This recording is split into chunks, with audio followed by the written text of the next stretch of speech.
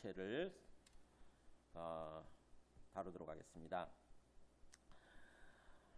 기니까 3절까지 교독하고 그 다음에 8절부터 교독하도록 하겠습니다. 4절에서 7절은 남겨두고요. 1절입니다. 고린도서 13장 1절 신약 페이지 279쪽.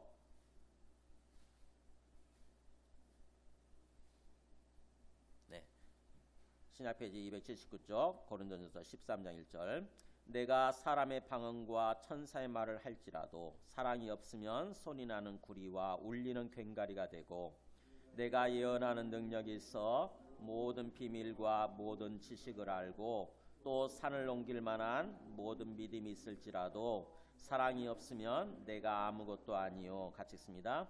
내가 내게 있는 모든 것으로 구제하고 또 내 몸을 불사르게 내줄지라도 사랑이 없으면 내게 아무 유익이 없느니라. 8절입니다.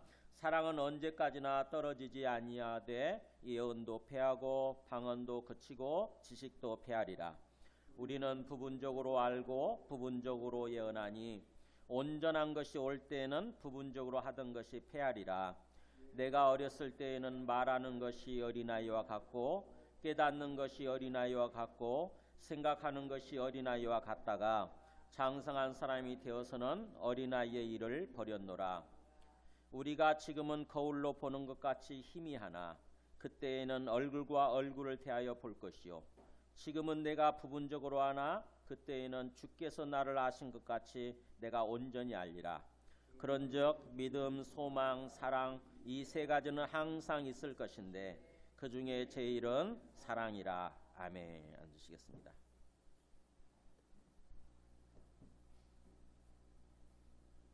우리가 예수님을 믿으면 구원받는다고 그러죠. 그 구원의 개념에 대해서 여러분 나름대로 어떻게 생각을 하세요? 우리가 구원받는다. 구원받았다고 한다면은 우리 삶이 어떤 모습으로 사는 것일까?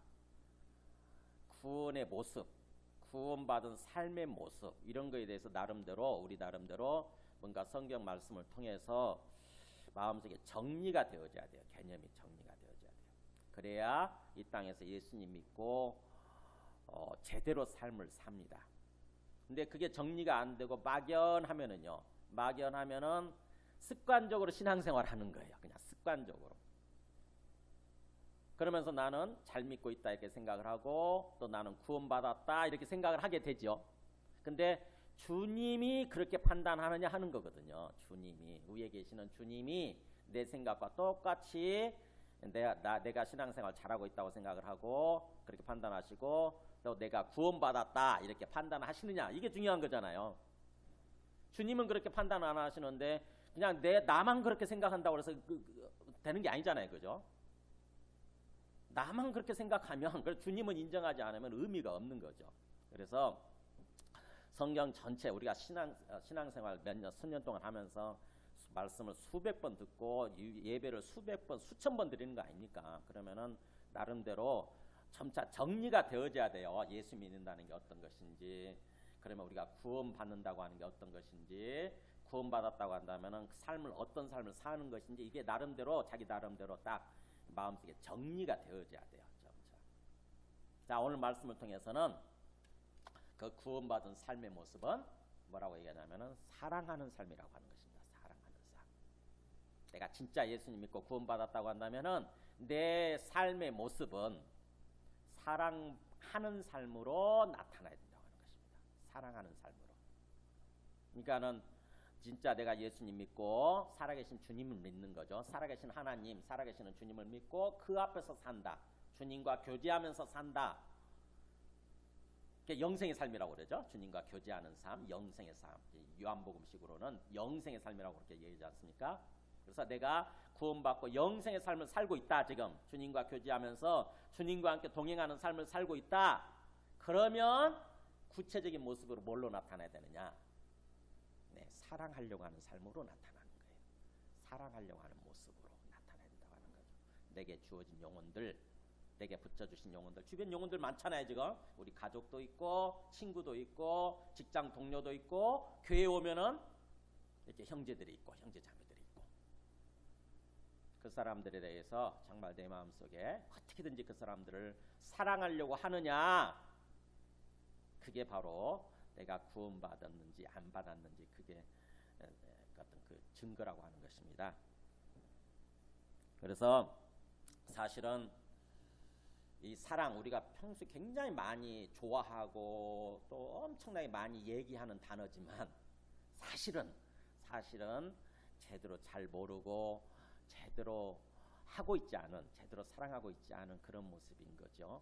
그렇기 때문에 어려워요. 사실은 사랑에 대해서 이렇게 말씀을 전하려고 할 때 저는 굉장히 무겁습니다. 마음이 너무너무 힘들어요. 왜냐하면 저도 제대로 지금 어떤 그 사랑한다고 생각이 되지 않기 때문에, 사랑하는 삶을 살고 있지 않다고 생각이 되기 때문에 참 사실은 나쁘끄러운 거죠. 사실은 힘들어요. 그렇지만 또 주님이 주시는 말씀이니까 우리가 이 말씀을 또 빼먹고 할 수 없잖아요. 모든 말씀을 다 받아들여야 되는 거죠. 그래서 이 말씀을 나누고 저도 주님의 말씀을 듣기를 원합니다. 그래서 우리의 심령이 치유되고 회복되어져서 주님이 원하시는, 주님이 기뻐하시는 그런 삶을 살아야 되는 거죠. 자, 오늘 말씀을 나누기 전에 우리 어떤 영상을 제가 하나 보여드리겠습니다. 이분이 누구냐면은 이븐 알렉산더, 그 첫 번째 거 좀 준비해 주세요. 이븐 알렉산더라고 하는 의사예요, 의사. 이분은 미국 하버드대 의사예요. 신경외과, 그것도 뇌 전문 의사예요.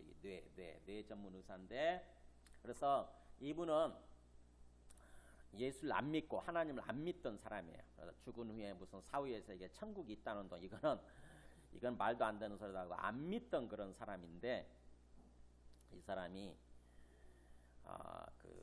죽어요. 뇌사 상태에 빠집니다. 뇌사 상태. 일주일 동안. 여러분 뇌사가 뭔지 아시죠? 의사가 뇌사 판정을 하면 어떻게 되죠? 죽은 거예요. 그거는. 심장이 좀 안 뛰면은, 잠시 안 뛰면 심장 박동기를 해가지고 다시 뛰게 만들어서 살게 할 수 있지만, 뇌사 상태에 빠지면, 뇌가 죽은 상태에 빠지게 되면 그건 죽음의 판정이 내려지는 거예요. 이거는 살릴 수 없는 거예요. 그래서 뇌사 판정을 내리면 그 다음부터 이 사람은 죽은 걸로 간주하고 장기를 빼내가지고 다른 사람한테 이렇게 나눠주잖아요. 이 사람도 그렇게 뇌사 상태에 빠져 있었어요. 그것도 일주일씩이나. 근데 이 사람이 놀랍게도 말도 안 되는 황당한 일이 벌어지는데 7일 만에 살아나요. 그래가지고는 7일 만에 살아나서 한다는 얘기가 더 황당한 거죠. 자기가 천국에 갔었다. 그래서 거기서 살아계신 하나님을 만났다. 그러면서 그곳에 가보니까 그곳은 정말 사랑으로 충만한 세상이더라. 사랑으로 우리 모든 사람들이 다 개별적으로 있는 게 아니라 다 사랑으로 연결돼 있더라. 우리 모든 영혼들이 사랑으로 다 연결돼 있고, 그래서 사랑으로 충만한 세상이더라. 하나님은 정말 무한한 사랑을 우리한테 베풀어 주시는 분이더라. 이렇게 말하는 거예요. 그래가지고는 그 다음부터 완전 변해버린 거예요. 이 사람이 예수님을 믿고 교회를 나가기 시작하고 여기저기 이제 불려다니는 거죠. 미국 ABC 뉴스위크지 표지 기사로 뜨고요.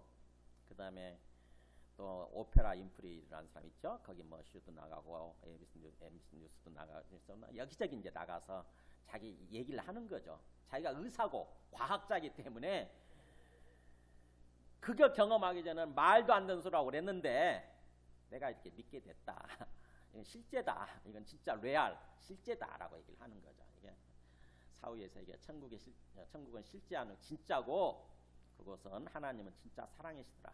진짜 사랑이 충만한 세상이더라. 그러다 보니까 이 땅에서 삶을 살다가 죽는 건 아무것도 아니고, 이 땅에서 삶을 사는 동안 사랑하는 삶을 살아야 된다. 그래서 자기는 사랑하는 삶을 살기로 했다. 이렇게 얘기를 하는 거예요. 한번 보여드리도록 할게요. 이분이 하버드대 의사고 유명한 사람이에요. 박사학위도 수백 편이나 쓰고, 그 다음에 3대째 뇌 신경외과 의사예요. 그 가정 자체가 과학자죠. 그래서 그렇기 때문에 조금 더 신뢰할 만한데, 제가 원래 이런 거 별로 안 믿어요. 사실 뭐 천국 갔다 왔다는, 지옥 갔다 왔다는 얘기 이런 거 별로 안 믿고 저는 성경 말씀만 믿는데, 이분에 대해서 좀 제가 조심스럽게 조사를 해보니까 그래도 이분이 하는 얘기는 진짜처럼 느껴지고 또 사람들이 받아들이더라고요. 기독교에 대해서 아주 비판적인 사람들도 이 사람을 인정을 하더라고. 그래서 제가 보여드리는 거예요. 한번 보도록 하겠습니다. 혹시 그 자막으로 나오기 때문에 영어로 말하고 자막으로 나오는 부분은 제가 읽어드리도록 할게요. 네, 소리를 좀 키워가지고 보여주세요. 미국 버지니아주의 린츠버그. 얼마 전 세계 과학계와 종교계에 파문을 일으킨 주인공이 이 집에 살고 있습니다. Hello. Hello, how are you? Yeah, fine. Good to see you. Good to Thank see you so you. much. Come on in. 이븐 알렉산더 박사. 그는 신경외과 의사로 하버드 대학교 메디컬 스쿨에서 15년이나 일한 전문입니다.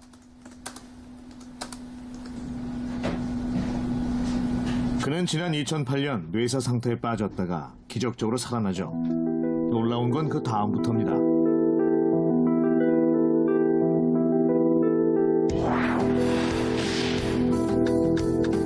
천국은 실제로 존재한다.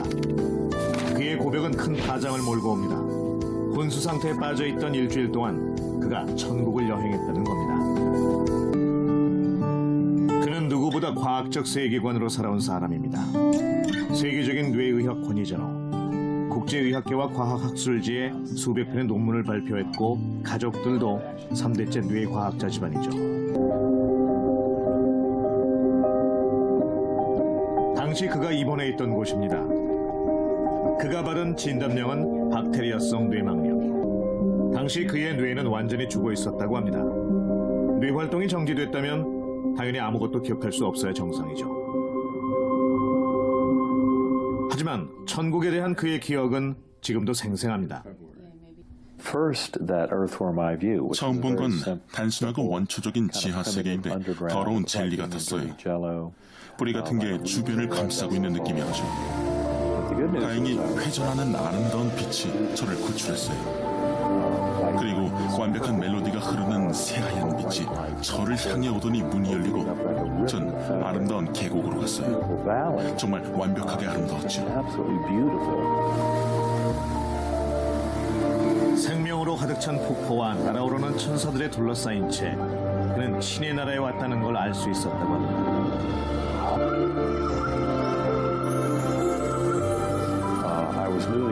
전 나비의 날개를 타고 나가고 있었어요. 그 안엔 많은 영혼들이 기쁨 속에 춤추고 있었죠. 중요한 건 과학을 소명으로 살아온 최고의 과학자가 천국과 신을 믿게 됐다는 겁니다. Really, 8 years before my coma, very much agnostic.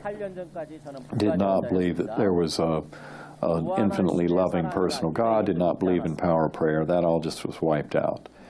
And of course, the coma changed that forever. Absolute reality of that God and that deity in that realm is certain. It was all about the fact that love is the coin of that realm, unconditional love. So what do you most want us to know now? That each and every one of us is deeply loved. So now you have no fear of death? Absolutely not. I know it's a transition, and it's an adventure. It has nothing to do with being the end of anything dramatic.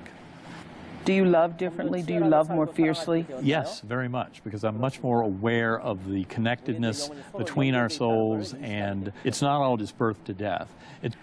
What you're saying is that awareness that is you is also me. Mm-hmm.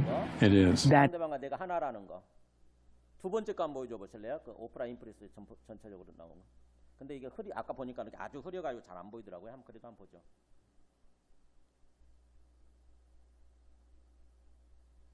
유튜브 동영상 보면 How has this affected your life here on earth? I would think that 박사님의 경험이 현실에 어떤 영향을 you would make a lot of your old friends uncomfortable.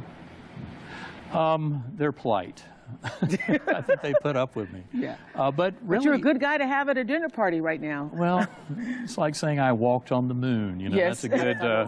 That one's good at dinner Everybody wants conversation to too. talk to you. Yeah. Well, you know, it's really about the message, and the message is something that resonates with Has people. it affected your personal life? Has it affected how do your It's sons? affected everything, and it's been a beautiful gift for my sons, for my wife, my family.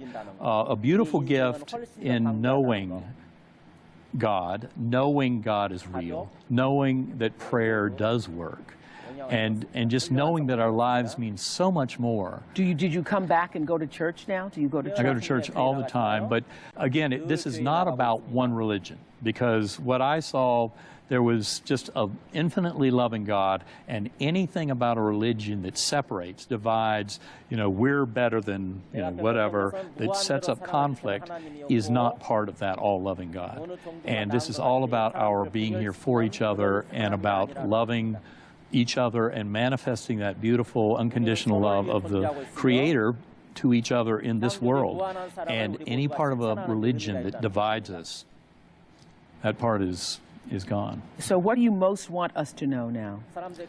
That each and every one of us is deeply loved, and all you have to do is go inside, have the belief, centering prayer, meditation, and going into that realm of quieting that little voice. Has it changed the way you live on earth? It's proof of heaven, but has it changed the way you live? It's changed everything. Okay. Everything about my life and my knowing of this beautiful reality that all of us can remember. And it's a beautiful thing to know. And that death is not an end of anything. It's a transition. So now you have no fear of death? Absolutely not. I know it's a transition, and it's an adventure. It has nothing to do with being the end of anything dramatic.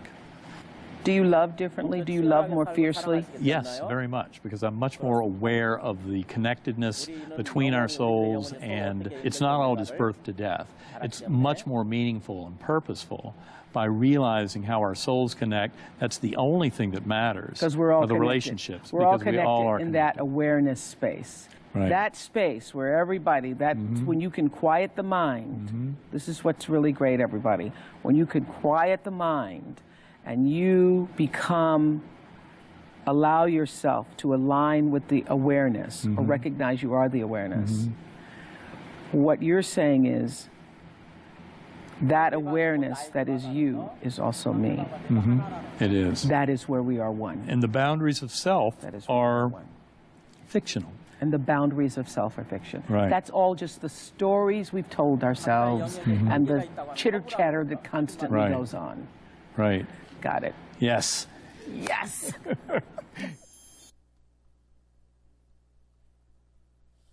각자 영역에 경계가 있다는 게 허구다. 참 어려운 말이네요. 그죠? 받아들이기 어려운 말이라는 거죠. 깨닫는 게 어려운 말이 아니라 받아들이기 어려운 말. 우리는 전부 다 각자 영역이 있어가지고 너와 나는 별개라는 생각을 하면서 살잖아요. 근데 저분 얘기는 천국에 가보니까 큰 게 아니라는 거지. 모두가 다 하나고 모두가 다 연결돼 있다라고 하는 거죠. 그렇기 때문에 우리가 사랑해야 된다. 천국에서는 자연스럽게 사랑하게 돼 있고 그렇게. 참 어떻게 보면은 우리의 어떤 그 이 땅에서의 지식, 우리의 인식을 넘어서는 거죠. 이 땅에서 우리의 경험, 우리 어떤 지식 이거를 넘어서는 얘기, 넘어서는 세상의 이야기 그거를 지금 하고 있는 거죠. 그러고 보면은 가만히 저분의 그 어떤 그 일부분 얘기만 듣고도 우리 삶을 이 땅에서 우리 삶을 생각해 보면은 굉장히 우리 삶이 뭔가 뒤틀려 있고 왜곡돼 있구나. 천국과는 굉장히 많이 다르구나. 이걸 좀 깨닫게 되지 않습니까? 그죠? 우리는 어떤 내 생각 속에 푹 빠져가지고 내 삶의 영역을 못 벗어나죠. 그래서 다른 사람을 사랑하는 걸 참 힘들어하는 거예요. 뭔가 예수님의 말씀을 듣고 사랑하라, 내가 너희를 사랑한 것처럼 서로 사랑하라 이렇게 말씀을 듣긴 했지만 그냥 지식일 뿐이고 실제 우리 신앙생활의 모습, 실제 우리 삶의 모습은 완전히 별개지요. 그러면서 나는 신앙생활 잘하고 있다 이렇게 생각을 하는 거 아닙니까? 참 안타까운 그 모습인 거죠. 우리가 오늘 말씀을 통해서 또 성경 말씀을 통해서 깊이 생각을 해봐야 돼요. 내 신앙생활이 정말 제대로 된 모습인가? 내가 구원의 삶을 살고 있고 구원의 삶을 누리고 있는가 하는 거예요. 그리고 그 구원의 삶을 누리기 위한 길이 뭔가, 방법이 뭔가. 하나님의 생명, 하나님의 은혜, 하나님의 기쁨 이거를 충만히 누릴 수 있는 길이 뭔가 깊이 생각을 해봐야 된다. 말씀을 통해서. 자, 오늘 말씀 보세요. 거기 우리가 읽지 않았지만 그 12장 마지막 절에 이렇게 돼 있죠. 31절. 같이 한번 읽어볼까요? 시작. 12장 31절. 너희는 더욱 큰 은사를 사모하라. 내가 또한 가장 좋은 길을 너희에게 보이리라. 네. 내가 너희들에게 가장 좋은 길을 보여줄게 하면서 시작되는 말씀이 13장이에요. 고린도서 13장. 그러니까 고린도서 13장의 주제는 사랑인 것이고, 그 사랑은 바로 뭐냐면 우리가 인생을 살아가는 데 있어서 가장 좋은 길이라는 것입니다. 우리가 신앙생활을 하고 인생을 사는 데 있어서 가장 좋은 모습, 주님께서 보시기에 가장 기뻐하시는 모습, 가장 좋은 길이 웨이잖아요. 웨이. 도라고 그러지 않습니까? 가장 좋은 모습이에요. 모습. 그것은 바로 뭐냐면은 13장에 나온 대로 사랑의 모습으로 사는 거라고 하는 것입니다. 이 사랑이 얼마나 중요한지에 대해서, 사랑이 얼마나 우리한테 필요하고 중요한지에 대해서 1절에서 3절까지 이렇게 얘기를 해요. 사랑이 없으면 어떤 것인지. 만일 우리가 주님을 믿고 삶을 산다고 그러면서도, 또 주님을 믿고 우리의 받은 은사를 가지고 뭔가 교회를 섬기고 또 다른 사람들을 섬기는 삶을 산다고 그러면서도 사랑이 없으면, 진정한 사랑으로 행하지 않으면 그것이 어떤 의미가 있는지에 대해서 얘기를 합니다. 1절에 그렇게 돼 있죠. 내가 사람의 방언과 천사의 말을 할지라도, 이게 12장에서 말했던 은사의 은사 부분이에요. 은사, 방언의 은사, 또 천사의 말을 하는 은사를 받은 것, 그걸 방언이죠. 사실은 또 뭉뚱그려서 방언인데, 여러분 방언 할 줄 아세요? 혹시 방언의 은사를 받으신 분 계세요? 여기 한 분도 없으세요? 안타깝네. 있네. 있네. 예, 다행이네요. 물론 우리가 성령을 받아도 모두가 방언을 할 수 있는 건 아니에요. 방언도 하나의 은사이기 때문에 하나님이 우리에게 주셔야만 되는 거거든요. 그러니까는 다 받는 건 아니에요. 저 사랑에게 옥하는 목사님도 방언하고 싶으셔가지고 평생 동안 자기도 방언 좀 한번 해보고 싶어가지고 방언 받으려고 그랬는데 평생 동안 방언 못하고 돌아가셨어요. 그렇다고 해서 그분이 예수님을 안 믿거나 성령을 못 받으셨거나 그런 건 아니었거든요. 방언 받기 위해서 저희 조용규 목사님한테 가서 기도도 받고 막 그랬는데 그게 안 되셨어요. 끝까지. 그러니까 방언이라고 하는 것은 그냥 은사예요. 하나님이 주시는 은사. 다 주시는 건 아니에요. 그냥 특별한 어떤 은사라고 하는 게 뭔가를 할 수 있는 기능, 역할이거든요. 어떤 기능, 역할, 능력. 그러니까 방언이라고 하는 거는 모두가 할 수 있는 건 아니니까. 그렇지만 그 방언의 은사를 받아서, 그러면 이제 방언의 은사를 받은 사람들은 되게 자랑스러워하죠. 난 방언할 수 있어, 막 그런 생각이 있거든요, 마음속에. 그러면서 방언 은사를 받은 사람들은 막 보기 좋게, 막 보라고, 남들 보라고 막 큰 소리로 방언기도 하잖아요. 특히 순복음교회에 다니는 분들은 그게 경향이 좀 성향이 있죠. 그런 경향이 있어요. 보면은 거기는 성령 받으면 무조건 방언해야 된다. 그래서 방언할 줄 모르면 성령 아직 안 받은 거다. 이런 식으로 신학적으로 정리가 돼 있어가지고 틀린 건데, 신학적 그런 식으로 밀어붙이다 보니까 거기는 순복음교회 다니는 사람들은 모두가 방언해야 되는 것처럼 방언에 목숨 걸어요. 그러다 보니까는 그래서 방언을 이제 많이 받죠. 그러다 보니까 아무래도 방언을 많이 받고, 그렇게 되면 이제 기도할 때 보면은 왁자지껄 난리 납니다. 보면은 그냥 완전 여기저기서 개구리 소리가 막 나는 거야. 여기서 오라라라 저기서 오라라라 하고 해가지고 막 방언으로 기도하잖아요. 그것도 성경을 모르는 얘기예요.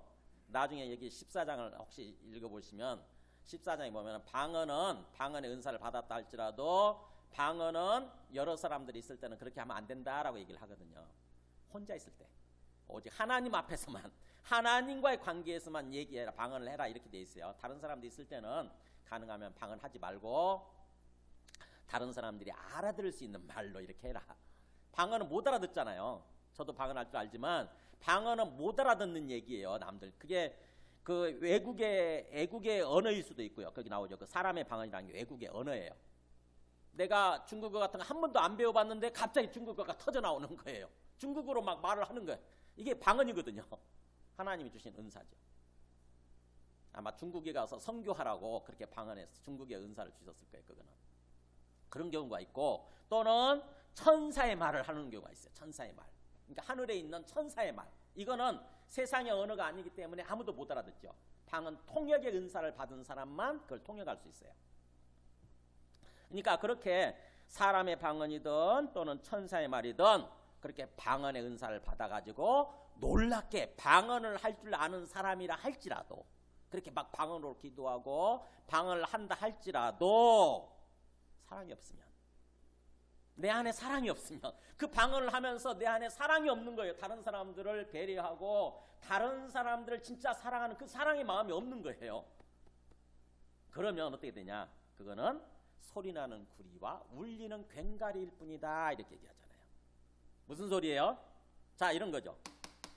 이게 막 제가 이게 뭐예요? 의미가 있습니까, 여러분? 이 소리 들으면서 막 마음에 감동이 되고 마음이 행복해지고 그러세요? 짜증이 나잖아요, 그렇죠? 짜증이 나는 게. 그러니까 방언을 한다 할지라도 내 마음속에 진짜 사랑이 없으면 그거는 아무 의미 없는 그냥 소음에 불과하다고 하는 것입니다. 그렇게 하는 거죠. 소음에 불과하다는 거죠. 소리나는 구리, 울리는 괭가리. 제가 초창기 신앙생활 할 때 그 대학 1학년 때인데 서울 신림동에 있는 선모모 교회예요. 와, 거기서 제 처음에 불이 붙었어요. 그래가지고 새벽기도, 수요예배, 금요예배 모든 예배 안 빠지고 막 참석을 하는데 문제는 새벽기도 때 갔는데 와, 앞에 앉아 계시는 아주머니께서, 아주머니라고 제가 얘기를 하잖아요. 아주머니께서 분별력이 없으니까 방언으로 냅다 막 큰 소리로 기도를 하시는 거예요. 저는 지금 신앙 초창기인데 방언을 할 줄 모르는 상태고, 그러니까는 그 방언 기도를 들으면서 제가 시험에 드는 것입니다. 짜증이 나는 거예요, 짜증이. 제 방해가 걸림돌이 되니까 방해를 받으니까, 제 기도가 방해를 받으니까 기도가 안 되니까. 와, 새벽 기도 나왔는데 말씀 듣고 기도하려고 그러는데 이 아주머니 그냥 앞에서 막 박아놓고 소리치니까. 그 다음날 혹시 그 다음날은 안 그러지 않을까라는 생각을 하고 갔는데 그 다음날도 그러고 그 다음날도 그러고, 와, 정말 못하겠더라고요. 그런 거예요. 그러니까는 그분이 만약에 이 고린도전서 14장을 읽어봤더라면 그렇게 안 했겠죠. 방언은 혼자 있을 때만 하나님 앞에서 그렇게 기도하고, 이렇게 다른 사람들이 있을 때는 다른 사람들한테 방해되지 않도록 하기 위해서 좀 절제했겠죠, 그죠? 방언을 절제했을 텐데 그러지 못했던 거예요. 우리 한국 사람들 굉장히 많아요. 그렇게 보면은 무지한 상태에 그냥 하나님의 말씀, 하나님의 뜻을 모르고 내중심적으로 사는 거죠. 내중심적으로. 이 고린도 교회가 그랬어요. 고린도 교회가. 그래서 고린도 교회, 고린도전서에서 절대 그렇게 하지 말라고 얘기하는 거예요. 절대 하지 마라. 중요한 것은 방언의 은사를 받았다 할지라도 다른 사람들을 배려하고 다른 사람들을 사랑하는 마음이 있어야 되는 거다라고 지금 얘기를 하는 거죠. 그 다음에 또 두 번째 보세요. 내가 예언하는 능력이 있어서, 이 사람은 이제 예언의 은사를 받은 거예요. 예언하는 능력이 있어서 모든 비밀과 모든 지식을 알고, 하나님 나라의 모든 영적 비밀이죠. 그걸 알 정도로 엄청난 걸 받은 거예요. 하나님 나라의 비밀을 알고 또 모든 지식을 알아. 그러니까 지식의 은사까지 받은 거죠. 일종의 보면은 성경 읽으면서 바로바로 깨달아지는 거예요. 우리는 성경을 막 알기 위해서 주석도 뒤적이고 온갖 기도도 하고 막 그래도 성경을 알똥말똥한데, 어떤 사람은 성경을 읽으면서 바로 깨닫는 것입니다. 아, 이런 뜻이었구나, 이런 의미였구나. 그거는 지식의 은사를 받은 사람이에요. 그런 사람들이 있어요. 그런 사람들은 되게 신학자로 가더라고. 되게 보면은 전문적인 신학자.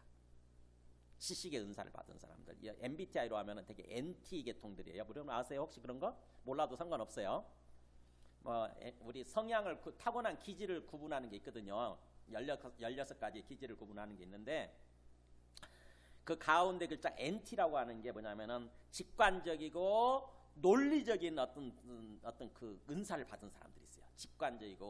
직관적이다라고 하는 것은 보이지 않는 세계를 깨닫는 거예요. 안 보이는 세계, 그러나 엄연히 실존하는 세계를 그냥 딱 직관적으로 깨닫는 거죠.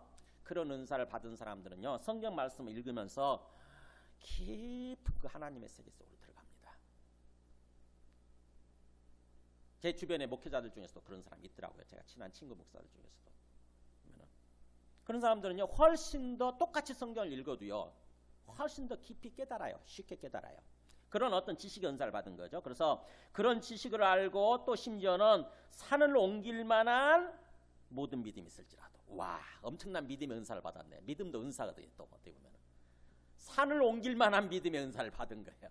우리 성경에 보면은 그런 말씀하셨잖아요. 주님이 너희에게 믿음이 있으면 저 산들어 명해서 산을 향해서 명령을 해서 바다에 빠뜨려지라 이렇게 명령해도 그렇게 될 거다 이런 말씀한 게 있어요.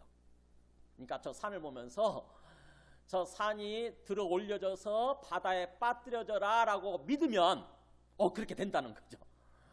근데 우리는 그 말씀을 들으면서 어떤 생각이 드냐면은 황당한 소리네 이런 생각 하잖아요. 황당한 소리, 말도 안 되는 소리. 어떻게 산이 옮겨지냐고. 그잖아요. 어떻게 산이 옮겨져서 바다에 빠뜨려질 수 있냐고 그렇게 생각을 하는데 그걸 고지것대로 믿는 사람이 있어요. 또 그럼 어떻게 되냐? 고지것대로 믿는 사람은요 믿음대로 행동하더라고. 놀랍게도요. 이 산은 언젠가 옮겨지게 돼 있다는 거야. 언젠가. 그래가지고는 그 옮겨진 것을 믿고 그 앞에서 교회를 짓고 그 앞에서 행동을 하는 거예요. 근데 놀랍게도요 시간이 지나면서 진짜 그 산이 옮겨지더라고. 개발이 되면서. 와, 제가 그런 거 보면서요 야 이게 진짜 믿음의 은사구나. 이거는 몇십 년 뒤에 일어날 일을 어떻게 그걸 믿냐고요. 근데 믿음을 가지고 진짜 자기는 그렇게 믿어진다는 거예요. 그게 그래가지고 믿음대로 행동했더니 실제로 그렇게 일어나는 거야. 그게 믿음의 은사거든요. 근데 굉장히 우리 보통 사람들은 현실적이잖아요. 보이는 것만 보거든요. 보이는 것만 보고 들리는 것만 듣고 그래 굉장히 현실적으로 생각을 하잖아요. 현실적 아주 뭔가 의심하면서 회의적이죠. 그 사람들은 믿음의 은사가 별로 없는 거예요. 그러다 보니까는 그냥 신앙생활을 하긴 하지만 항상 실족하죠. 항상 넘어지고 보이는 환경 상황에 의해서 항상 넘어지고. 근데 여기는 이 두 번째 사람은 그런 놀라운 엄청난 믿음, 그러니까 예언의 은사, 지식의 은사, 그 다음에 믿음의 은사를 받은 사람이에요. 엄청난 은사를 받은 사람인데 그렇다 할지라도 문제는 그렇다 할지라도 사랑이 없으면 사랑으로 행동하지 않는 거예요. 다른 사람들을 배려하고 다른 사람들을 사랑하는 그런 마음이 진짜 없는 거죠. 그냥 그렇게 되면 어떻게 되냐? 내게 그게 아무것도 아니다라고 얘기하는 뭐예요? 내가 예언하는 은사를 받았으니까 막 예언하기 시작하겠죠. 또 내가 지식의 은사를 받았으니까 막 지식을 자랑하기 시작하겠죠.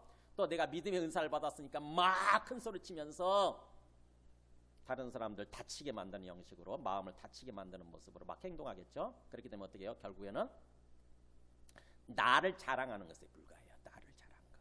나를 드러내려고 하고 나를 높이려고 하고 나를 자랑하려고 하는 것에 불과해요. 그게 사탄의 정신이죠. 사실은 죄의 본질이고 사탄의 정신. 그래서 그게 내게 아무것도 아니라는 것입니다. 그게 주님이 보실 때 그런 거예요. 주님 기준에서 판단하실 때 그냥 나 좋자고 나 자랑하자고 한 것에 불과하지 사실은 주님 앞에서는 별로 의미가 없는 그런 모습이라고 하는 거죠. 그 다음에 세 번째요. 내가 내게 있는 모든 것으로 구제하고. 이 사람은 무슨 은사를 받았냐면 구제의 은사예요. 구제의 은사. 즉 다른 사람을 도와주는 은사. 그런 사람 있죠. 보면은 자기도 쥐뿔 아무것도 없으면서 이상하게 불쌍한 사람 보면 거지나 뭔가 없는 사람 보면은 자꾸 갖다 주고 싶은 거야. 자꾸 퍼주고 싶은 거야. 그런 사람들 있잖아요. 어떻게 보면은 좀 이성적인 사람들 입장에서 보면 대책 없는 사람들 있잖아요. 대책 없이 보이는 사람 있잖아요. 대책 없이 자꾸 지도 없으면서 자꾸 퍼주고 내다 주고. 옛날에 한경진 목사님이 그러셨대잖아요. 돌아가신 한경진 목사님이 그분도 양복 선물을 받거나 그러면은 곧바로 그냥 양복 남한테 주워버리고 구두 선물 받으면 구두도 줘버리고 이런 데잖아요. 그래서 평생 한 벌 양복 한 컬레 구두 가지고 사신 분인데 그나마도 그렇게 신고 가시고 입고 가시다가 거지를 만나면 갖다 그냥 그 양복 벗어주고 온대잖아요. 신발도 주고 오시고 그랬대잖아요. 그게 은사예요. 그 어쩔 수가 없어. 그렇지 않으면 불편하거든요. 그렇지 않으면 마음이 편하지 않으니까 그렇게 할 수밖에 없어요. 그게 구제 은사예요. 근데 이 사람이 구제 은사를 받은 거죠. 내가 내게 있는 모든 것으로, 내게 있는 모든 거래잖아요. 내게 있는 가지고 있는 모든 것을 다 퍼주고 그 다음에 심지어는 내 몸까지 불사르도록 저 사람을 위해서 내 몸까지 그야말로 불사르도록 그렇게 내준다 할지라도 엄청난 긍휼의 은사, 엄청난 구제의 은사를 받은 사람이죠. 그런 사람이라 할지라도 그 근본 동기가, 그 마음속의 동기가 사랑이 없으면, 사랑으로 행하는 것이 아니면 내게 아무 유익이 없느니라. 하나님이 나를 인정하시고 내게 은혜를 부어주시고 내게 기쁨을 부어주시고 내게 하나님의 그 사랑을 더 크게 부어주시는, 그래서 내 안에 하나님의 사랑으로 더욱더 충만하게 되는 거죠. 또 하나님의 생명과 은혜로 충만하게 되는 것입니다. 그게 안 된다고 하는 거예요. 그게 그냥 나조차고 나를 드러내기 위해서 그냥 무조건적으로 그렇게 했다고 한다, 아무 생각 없이 했다고 한다면, 사랑이 없이 했다고 한다면 그 의미가 없다고 하는 거죠. 그러니까 우리가 은사를 받아서 신앙생활을 하고 또 그 은사를 받아서 뭔가 교회를 섬기고 다른 사람들을 섬기고 이렇게 그런 삶을 살아야 되는데, 그런 삶을 산다 할지라도 근본적으로 내 안에 사랑이 없으면 사실은 그게 의미가 없다고 하는 것입니다. 그러니까 사랑이 있어야 된다고 하는 거죠. 사랑이 중요한 거죠. 사랑이 절대적으로 필요하고 절대적으로 중요한 거죠. 그러니까 우리가 예수님을 믿고 신앙생활을 한다고 그러면서도 이런 의식이 없으면, 정말 내가 사랑으로 행하고 있는가, 정말 내가 사랑의 동기로 주님을 믿고 있고 또 뭔가 그 교회에 나와서 예배를 드리고 또 다른 사람들을 섬기고 그런 삶을 살고 있는가, 이렇게 돌아볼 줄 알아야 되고요. 그게 없으면 주님 앞에 기도해야 돼요. 어디에 아무 의미 없다고 그랬으니까, 그잖아요. 아무 의미 없다고 그랬으니까. 사랑이 없으면 아무 의미가 없대잖아요. 헛짓하는 거잖아요. 우리가 그야말로, 그죠? 헛짓하는 거예요. 그야말로 헛발질하는 것입니다. 인생을 헛발질하면서 사는 거예요. 그렇다고 한다면은 얼마나 우리가 정말 절실하게 주님 앞에 기도해야 됩니까? 사랑을 주세요. 내가 사랑으로 행할 수 있게 해주세요. 그래서 한 번 더 보겠습니다. 사랑의 또 가치, 사랑의 영원성에 대해서 한번 보도록 하죠. 우리 좀 4절에서 7절까지 뛰어넘고 8절에서 13절까지 보세요. 뭐라고 돼 있냐면은 거기 12절에 보면은 우리가 지금은이란 말을 쓰죠. 지금은 거울로 보는 같이 희미하나, 이런 말을 쓰고, 그 다음에 9절에 보면은 우리가 부분적으로 알고 부분적으로 예언하니 이렇게 나오죠. 그러니까 지금은 그런 뜻이에요. 주님의 나라가 온전히 임하기 전까지 그런 뜻입니다. 지금 우리가 이 땅에서 삶을 사는 우리의 인생 기간 동안, 그게 지금은 그런 뜻이에요. 그러니까 우리가 구원받았지만 아직 구원의 완성에 못 들어갔죠. 예수님이 재림하셔서 우리가 부활해야 되고, 그래서 부활체로 바뀌어야 되고, 그래서 영원한 천국이 이 땅에 임해서 영원한 천국에서 하나님을 직접 보면서 하나님과 직접 말도 하고 대화하면서 교제하면서 하나님과 함께 영원히 사는 거, 이게 구원의 완성이거든요. 그 구원의 완성의 세상이 올 때까지는 지금은이에요. 과도기적인 거죠. 일종의 과도기죠. 구약식으로 얘기하면은 광야 기간이에요. 광야 기간. 출애굽을 한 이스라엘 사람들 있죠. 애굽에서 나온 사람들이 곧바로 가나안 땅에 안 들어가고 못 들어가고 광야를 거치잖아요. 원래 2년 기간이었지만 순종하지 않는 바람에, 믿음이 없어서 순종하지 않는 바람에 38년이 플러스 돼가지고 40년으로 늘어나죠. 그래서 40년 동안 광야 생활 하잖아요. 이스라엘 사람들이. 이 땅에서 우리가 예수 믿고 사는 삶이라고 하는 것은 바로 그거예요. 광야예요. 광야. 아직 우리 구원의 완성에 못 들어갔으니까. 우리가 지금 영적 출애굽을 한 사람들이에요. 사탄을 따라서 사탄에게 순종하고, 그래서 죄를 짓고 사망의 삶을 살고 있던 우리가, 죄와 사망의 노예가 돼서 살아가던 우리가 예수님으로 말미암아서 예수님을 믿기 때문에 거기서 풀려난 상태예요. 죄와 사망의 노예 상태에서 벗어나서 이제는 주님을 따라서 우리의 영혼이 자유를 누리면서 자유함으로 좀 살고 있는 거죠. 그렇지만 아직 영적으로 완성이 되지 않은 광야 기간인 거죠. 그렇다고 한다면 이 광야 기간 동안 어떤 모습이냐 하는 거예요. 보세요. 우리가 이 광야 기간 동안에는 9절에 나오죠. 부분적으로 알고 부분적으로 예언한다. 그러니까 우리가 뭔가 지식의 은사를 받았어도 부분적일 수밖에 없는 거지. 하나님의 나라, 하나님이 지으신 모든 세상을 다 아냐? 그렇진 않아요. 알아봤자, 지식의 은사를 받아서 자기가 좀 안다고 깝죽 대봤자 사실은 조금 아는 거지. 조금 아는 거. 교만하면 안 되는 거죠. 사실은 부분적으로 아는 것에 불과하고, 또 심지어는 예언의 은사를 받아가지고 엄청난 앞으로 미련할 일들은 막 예언까지 한다 할지라도 지극히 일부분이라고 하는 거죠. 부분적으로. 하지만 온전한 것이 올 때는 10절에 그랬죠. 온전한 것이 올 때는 어떻게 된다고요? 그 부분적으로 하던 모든 것들이 다 폐하르게 되리라. 끝난다는 거예요. 온전한 것이 오게 되면. 예수님 재림하시고 우리가 부활하게 되고 그래서 영원한 천국이 완전히 오게 될 때는 완전 부분적으로 하는 것들이 다 폐하게 된다고 하는 거죠. 그러면은 그 온전한 세상은 뭐냐? 바로 사랑의 세상, 천국의 세상인 거죠. 그래서 거기 8절에 나오죠. 사랑은 언제까지나 떨어지지 아니하되 온전한 세상에서는 사랑이 충만하기 때문에 사랑이 영원하지만 그러나 그때가 되면은 예언, 이 부분적으로 하던 예언들, 방언, 그 다음에 지식 다 끝나게 돼 있다. 다 끝나게 돼 있다고 하는 거죠. 그래서 11절에 그랬죠. 우리 육체적인 성장하고 육체적인 인생 기간에 비유를 해서 얘기를 해요. 쉽게 알아들을 수 있도록. 우리가 어렸을 때는, 그죠? 우리가 어릴 때 자랄 때는 우리 유빈이나 다나나 예빈이 이렇게 어릴 때는 어떻게 됩니까? 말하는 것도 어린아이와 같고 깨닫는 것도 어린아이와 같고 생각하는 것도 어린아이와 같고, 그죠? 상식적인 거 아닙니까? 깨닫는 것도 어린아이 같고 쉽게 조금 깨닫잖아요. 그 다음에 또 생각하는 것도 어린아이잖아요. 생각하는 것도 되게 자기중심적이고 항상 자기중심적이고 이기적이고. 근데 또 말하는 것도 어린아이잖아요. 말하는 것도 뭔가 의젓하게 깊이 있게 아까 저분들처럼 그렇게 뭔가 그런 얘기를 하는 게 아니라 항상 조금 뭔가 자기중심적인 얘기, 이기적인 얘기 하잖아요. 그랬다가 성인이 되면 어떻게 되냐? 장성한 사람이 되어서는, 성인이 되어서는 그런 어린아이의 모습, 어린아이 일들을 다 버렸노라. 그렇게 되죠? 버리게 되죠. 뭔가 이제 깨닫는 것도 달라지고 말하는 것도 달라지고 생각하는 것도 달라지고 뭔가 다르지 않습니까? 우리 어른들이 볼 때는 애기들하고 좀 다르잖아요. 뭔가 다르잖아요. 그런 것처럼 영적 세계도 마찬가지라고 하는 것입니다. 영적 세계도 지금은 굉장히 부분적으로 알고 부분적으로 생각하고 부분적으로 말을 하고 그런 거예요.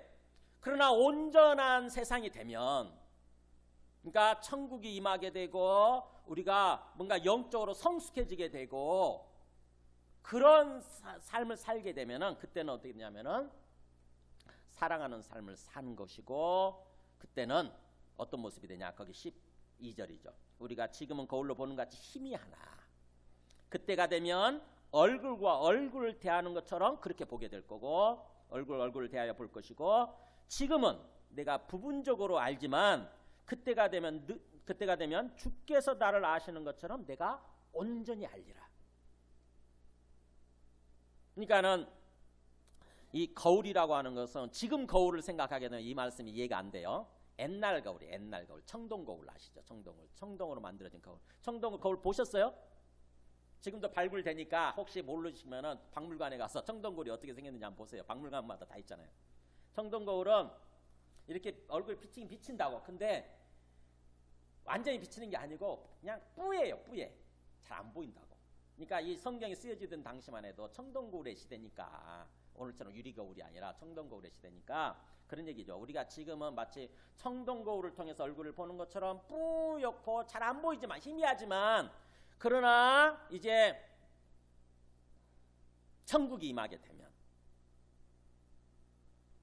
완전한 천국이 구원의 완성이 이루어지게 되면 그때는 뭐예요? 마치 얼굴과 얼굴을 직접 대면해서 보는 것처럼 그렇게 완전하게 보게 되고 완전하게 알게 될 거라고 하는 것입니다. 주님께서 나를 아시는 것처럼. 지금도 주님은 우리를 어떻게 아세요? 네, 우리 마음속까지 다 아세요. 우리 마음속의 생각, 우리 영혼의 상태까지 다 꿰뚫어 보고 계시는, 다 아시는 게 완전히. 조금치도 그분 앞에는 숨겨지는 거나 가려진 것이 없다고 하는 것입니다. 다 하는 거예요. 근데 우리도 영원한 천국이 임하게 되면은, 완전한 세상이 임하게 되면 그렇게 된다고 하는 거죠. 그러면 그때가 되면은 중요한 게 뭐냐? 13절에 그렇게 얘기하죠. 결론이에요. 그런즉 믿음, 소망, 사랑.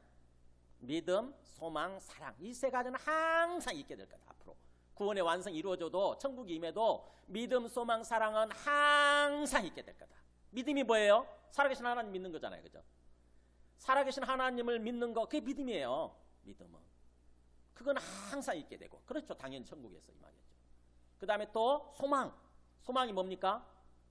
네, 계속 앞날에 대해서 뭔가 기쁨을 가지고 꿈을 갖는 거, 이게 소망 아닙니까? 그잖아요. 앞으로 미래에 대해서 자꾸 뭔가 기쁨을 가지고 기대하고 어떤 꿈을 꾸는 거, 이게 소망 아닙니까? 그것도 계속 있게 될 거라는 거예요. 천국에서도. 또 사랑.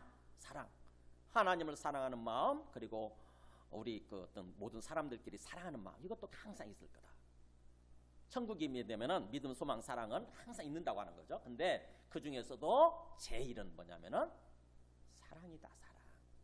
가장 가치 있는 거, 하나님이 가장 절대시 중요시 여기는 거, 이거는 사랑이라는 거죠. 그러니까 천국에 가서도 천국의 가장 특징, 최고의 특징을 얘기한다. 천국의 성격을 얘기한다. 그럼 뭐예요? 사랑이에요. 사랑이 충만한 세상이에요. 사랑의 반대는 뭡니까? 미움, 그 다음에 어떤 그 판단, 정죄하는 마음, 이런 거잖아요. 이 세상은 그걸로 가득해 있죠. 미움과 판단하고 정죄하는 마음으로 가득해 있죠. 그래서 참 우리 힘들잖아요. 그죠? 우리 마음속에, 우리 속에 미움을 생각을 보면 우리 속에 지옥이 임하는 거거든요. 지옥이 임하는 거. 사망의 특징이 미움이거든요. 사망, 죽음의 세상의 특징이 뭐냐면은 미움이기 때문에 내가 누군가를 미워하고 있다고 하는 것은 내 속에 지금 사망이 임한 거거든. 죽음이 임하기 때문에 힘들어요. 저도 정말 사랑하기 힘든 사람 있잖아요. 보면은 여러분 다 아시잖아요. 그죠? 사랑해야 된다는 걸 알겠는데 정말 사랑하기 힘든 사람들 꼭 있어요.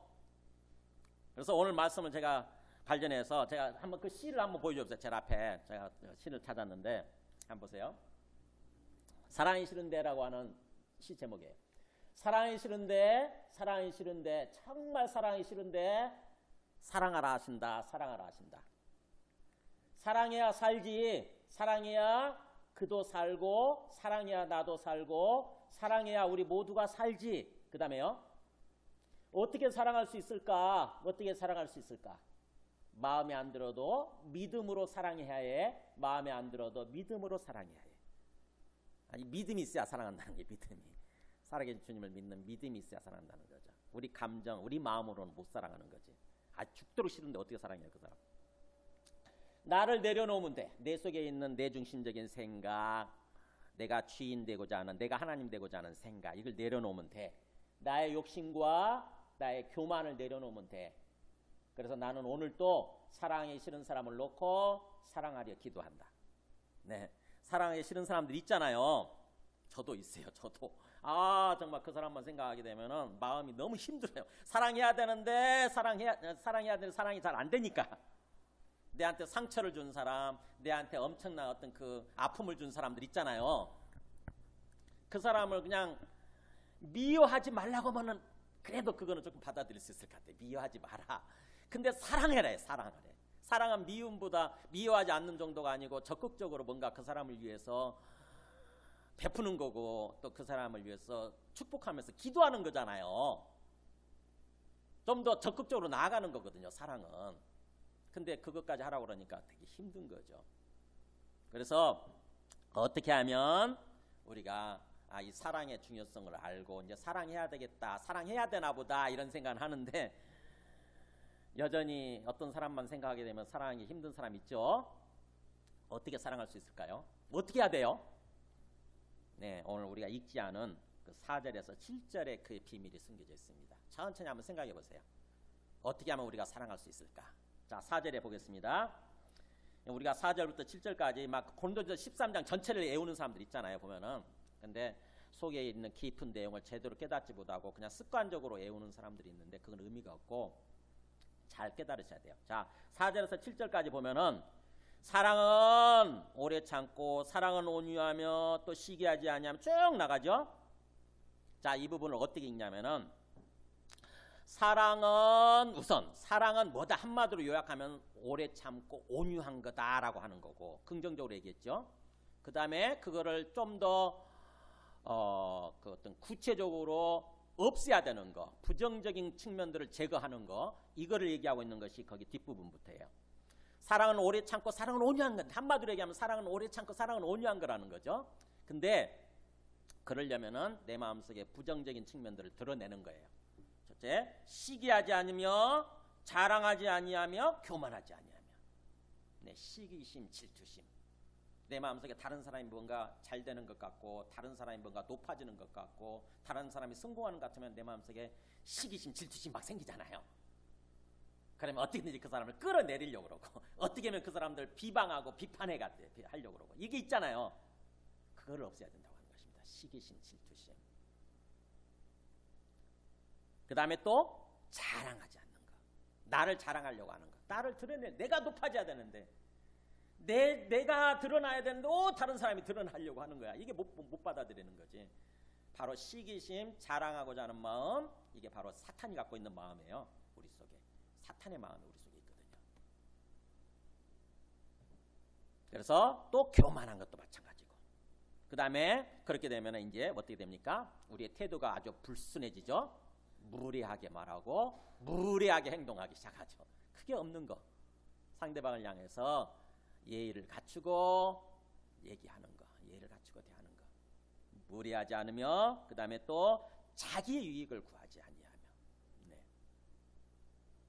항상 우리는 기본적으로 사탄을 따라가는 사람들은 내 유익을 구하죠. 항상 내 이익, 내중심적이에요. 철저하게 내중심적이에요. 자기중심적이고 이기적이에요. 그래서 그게 안 되면 상대방을 비난하고 상대방을 욕하고 상대방을 공격하고 그래서 꺾어내리는 그렇게 돼버리는 거죠. 네, 그런 게 없는 거, 자기 유익을 구하려고 하지 않는 거, 그 다음에 이제 그런 모습들이 또 나타나죠. 성내지 않는 거, 성내게 되고 화내게 되고 그리고 그 사람의 뭔가 뭐예요? 그 사람을 어떻게 하지? 어떻게 그 사람 저 사람 꼬꾸러뜨릴까? 넘어뜨릴까 해가지고 악한 것을 생각하죠. 자꾸 그런 것을 생각하지 않는 거. 또 불의를 기뻐하지 아니하면 불의가 뭐죠? 의롭지 않은 거잖아요. 죄악된 거잖아요. 그 사람이 잘못된 것을 보면서 봐라 잘됐다 그러면서 막 고소해하고 그런 거예요. 그걸 기뻐하지 않는 것입니다. 그걸 기뻐하지 않고 반대로 진리를 기뻐하는 거죠. 진리, 참된 모습을 기뻐하는 거죠. 그래서 사랑은 오래 참는 거고 사랑은 온유한 거예요. 한마디로 특징을 얘기하면. 근데 그 모습을 가려면은 내 마음속에 부정적인 것들을 덜어내는 것입니다. 이것들을 없애려고 하는 거예요. 한 가지 한 가지부터. 작은 것부터 내 안에 시기하는 마음이 생기면 그것부터 내려놓으려고 해야 되는 거죠. 여러분 목사님들이 얼마나 시기심이 많은 줄 아세요? 목회자는 그런 거 없을 것 같죠? 근데 목사님들일수록 참 그게 많더라고 보면은. 다른 사람 교회가 잘 되고 다른 사람 그 교회로 다른 사람들이 몰리는 거 그거 참 되게 막 시기하는 마음이 생겨요. 자기가 머리가 되려고 하는, 자기가 꼭지가 되려고 하는 마음이 계속 있어요. 목사님들께 보면은 자꾸 참 아주 유치합니다. 굉장히 유치해. 목사님들께 모여서 얘기할 때 보면은 진짜 어린아이들이야. 완전 유치해요. 너무너무 유치해. 그래가지고 자기가 우리나라에서 최고 큰 교회 목회자가 담임 목사가 돼야 되는 거지. 그래가지고 그것 때문에 자꾸 거짓말하고 우리 교회는 몇만 명 모인다고. 다 시기심 때문에 자기가 자랑하려고 하는 그 마음, 사탄의 마음이에요. 사탄의 마음. 그런 거 내려놔야 되고, 그래서 사랑은 그야말로 마지막에 모든 것을, 사랑은 결국은 어떤 모습으로 결론 지어져야 되는 거냐. 우리 사랑하는 모습은 모든 것을 참으며, 7절에 그랬죠. 모든 것을 참으며, 모든 것을 믿으며, 모든 것을 바라며, 모든 것을 견디느니라. 그러니까 내 안에 진짜 사랑이 있다면, 사랑으로 행하고 있다고 한다면은 그 사람에 대해서, 그 사람의 잘못된 것, 부족한 것에 대해서 참는 거예요. 참고 그 다음에 그 사람의 모든 것에 대해서 믿어주는 것입니다. 믿어주고 그 다음에 또 그 사람의 모든 것에 대해서 바라는 거예요. 희망을 포기하지 않는 거예요. 앞으로의 어떤 미래를 포기하지 않는 거죠. 소망을 갖고 계속 바라고 기대하는 거죠. 그 다음에 모든 것을 어떤 어려운 상황이라 할지라도, 힘든 상황이라 할지라도 꾹 견뎌내는 것, 참아내는 것, 이런 모습으로 나타낸다고 하는 거죠. 그러니까 거기서 모든 것이란 말이 오래오래 이런 뜻이에요. 끝까지 그런 뜻입니다. 끝까지, 사랑이라고 하는 끝까지 참으며, 끝까지 믿으며, 끝까지 바라며, 끝까지 견디느니라. 그래서 그 4절에서 7절까지가 아무 형식적, 습관적으로 외우는 게 아니라 구조가 그렇게 돼 있는 게 3단계로 돼 있는 거예요. 사랑은 한마디로 얘기하면은 오래 참고 온유한 거예요. 오래 참고. 사랑을 딱 얘기해라 그러면은 오래 참고 온유한 거예요. 근데 그거를 부정적인 측면에서 내 안에 부정적인 것을 걸러내는 차원에서 얘기하면 그게 바로 뭐 시기하지 않는 것부터 시작해가지고 그런 것을 걸러내는 거예요. 그걸 하나하나 없애가는 것입니다.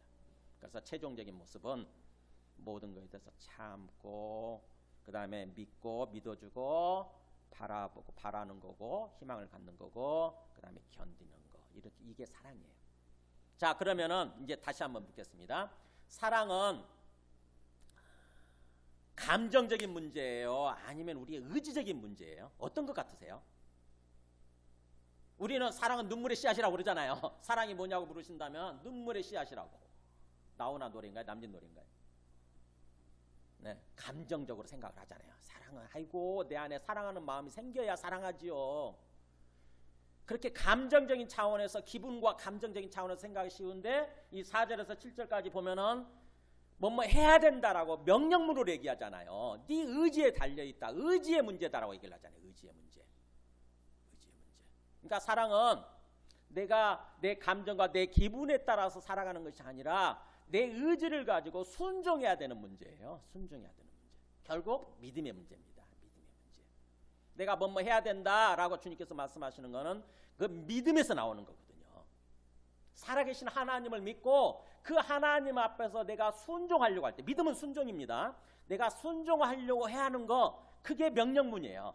성경에서. 그러니까 사랑은 오래 참고 온유해야 된다는 말은 살아계신 하나님을 믿지 않으면 그래서 하나님 앞에서 내가 순종해야 되겠다라고 결단하지 않으면 이게 안 되는 거죠. 내 감정과 기분에 사로잡혀서는 절대 안 되는 거예요. 어떻게 보기 싫은데 오래 참습니까? 안 되지. 그러니까 결국에는 사랑은 제가 그 우리 주보에 두 번째 써놓은 것처럼 사랑은 믿음과 의지적인 순종의 문제예요. 그게 4절에서 7절까지 얘기해요. 믿음의 문제고 그 다음에 그 믿음에서 나오는 순종의 문제예요. 순종은 의지를 가지고 순종하는 거죠. 우리 자유의지에 달려있는 거죠. 그러니까 내 감정, 지정의 요소 중에서 지성, 감정, 의지 중에서 우리는 보통 삶은 감정에 이끌려서 살죠. 항상 정적인 삶을 살아요. 특히 우리 한국 사람들이 되게 그렇습니다. 우리 한국 사람들이 굉장히 정적인 민족이거든요. 서양 사람들은 굉장히 좀 이지적인 사람들이에요. 굉장히 이성적이고 지성적인 사람들이죠. 그래서 대화를 할 때도 보면은 딱 뭔가 딱 약속을 하면은 약속을 지키지 않습니까? 근데 우리는 되게 구렁이 담 넘어가시듯이 그런 식으로 정적인 사람이에요. 좋으면 좋은 거고 그냥 싫으면 싫은 거지 이렇게. 근데 성경적으로 보게 되면은 뭐예요? 믿음과 사랑은 의지적인 문제입니다. 의지에 달려 있어요. 우리 의지.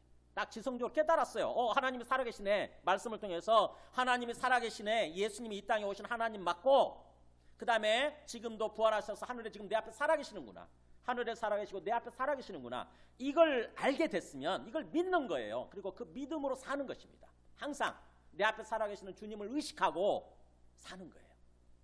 내 마음대로 사는 것이 아니라 주님 앞에서 주님을 의식하고 주님이 말씀하신 대로 순종하려고 하는 삶을 사는 거예요. 나를 내려놓고 내 생각 내려놓고 내 감정과 기분도 내려놓고 내 욕심과 내 교만도 내려놓고 좀 싫지만 일을 악물어야 될 때도 있지만 주님 한번 해보겠습니다. 순종하겠습니다. 주님 도와주세요. 이러면서 하려고 하는 것입니다. 그게 믿음이고요. 그럴 때에 주님이 원하시는 우리가 삶을 살아갈 수 있게 되는 거예요. 그러니까는 아이고 사랑을 하고 했네 보니까 진짜 누구만 생각해도 진짜 사랑하기 싫은데 사랑을 하고 했으니까 한번 해볼까라고 이를 악물고 이제 주님께 기도합니다. 주님이 살아계신다고 그랬으니까 주님이 말씀하셨으니까 그럼 저 주님 순종 한번 해볼게요. 주님께 기도하기 시작하는 거예요. 주님 저 도와주세요. 제 안에 있는 받은 상처 이거 치료해 주세요. 제 마음속에. 내가 그 사람을 사랑하지 못하는 이유는 되게 상처 때문이거든요. 그 사람으로부터 받은 상처 이것 때문이거든. 우리 교회에 있다가 지금 안 나오신 어떤 집사님이 어떤 상처를 받았냐면요. 어릴 때 어머니가 나가버리셨어요. 자기 자식을 버려놓고 빚덩어리를 버려놓고 그러다 보니까 어머니 없는 삶을 산 거죠. 그래서 얼마나 그 상처가 컸겠어요.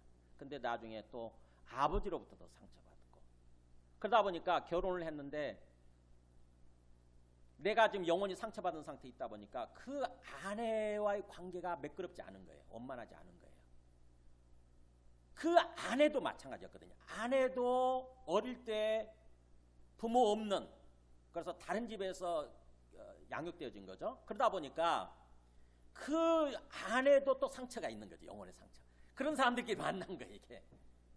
그래서 그 상처가 치료되지 않은 상태에서 부부가 됐으니 얼마나 힘들겠어요. 상대방이 조금 내한테 조금만 섭섭한 말을 하게 되고 막 그렇게 되면은 내가 그걸 못 받아주는 거죠. 의심이 생기고, 그러다 보니까는 또 상처 주는 말을 또 하게 되는 거예요. 그러다 보니까 서로 상처 주는 말을 주고받다가 찌그덕찌그덕 하다가 결국에는 같이 못 살게 되더라고.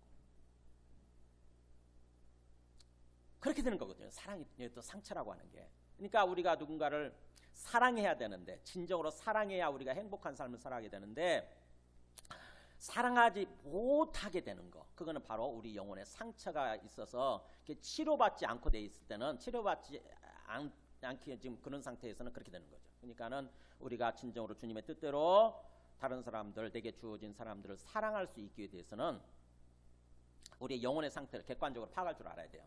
혹시 내가 과거에 어떤 사람으로 말미암아 상처를 받았는데 그게 치료되지 않고 있는 상태에 있다 그러면은 그걸 놓고 기도해야 됩니다. 주님, 저 치료해 주세요.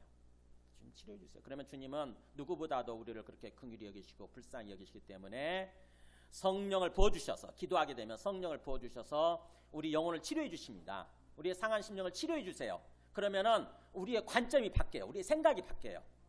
그 사람을 바라보는 관점이 바뀌어요. 그 사람 진짜 때려 죽이고 싶더라 미웠는데 가만히 생각해 보니까 역지사지가 돼. 그 사람 입장에 서보게 되는 거예요. 그 사람이 그럴 수 있었겠구나. 그 사람이 그럴 수 있었겠구나.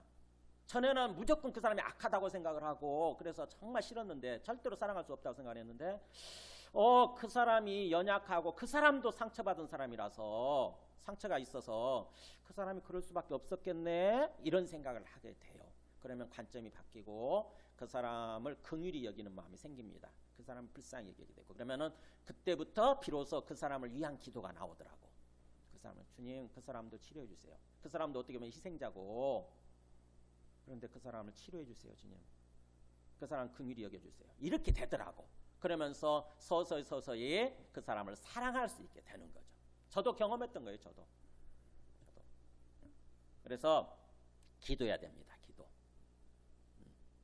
주님이 원하시는 그 사랑하는 삶을 살기 위해서는 기도해야 돼요. 사랑하는 삶을 살아야 우리 안에 주님의 은혜가 충만하고 주님의 평안이 충만하고 기쁨이 충만하고, 그래서 우리 몸도 건강해지게 되고 우리의 삶이 형통하게 돼요.